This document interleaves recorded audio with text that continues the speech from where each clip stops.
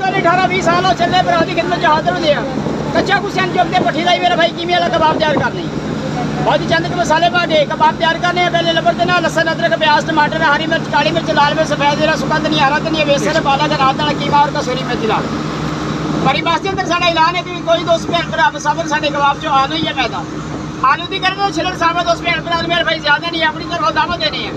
लेकिन नगद 500 रुपये पाओ जी ए हुणे सीट ते बैठे ना अपनी तरफों इनाम दे के जावांगे ए बड़ी गड्डी विच छोटे वीर दा 8 किलो दा दी अलहमदुलिल्लाह तारीफ ही उसकी जाती शक है कि ना ये नाल नहीं लेके जाना कबाब मिट्टी कर तो मैं पूछ नहीं शॉप पर की पैकिंग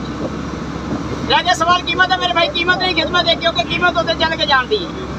कीमत सब तो पहले भाजिया ने एक छोटी सी इंतजाए के गौर कटी है 1200 रुपये किलो कीमा भाजा 440 रुपये किलो डांडा क्यों जरा हर घर के अंदर भाजिया ने इस्तेमाल हो रहा जी 320 रुपये किलो चने की दाल का खालस बेसन और सारी चीज़ें पा के जो भैन भरा आखे ना कि छोटा वीर कबाब 10-20 रुपये का सेल करे अल्लाह वाले साल तुम कहना गल मनना चाहती है नहीं मेरा भाई ये होंगे जी कबाब मेरे भाई बिल्कुल ताज़ा फ्रेश कबाब किमें वाले गर्मा करो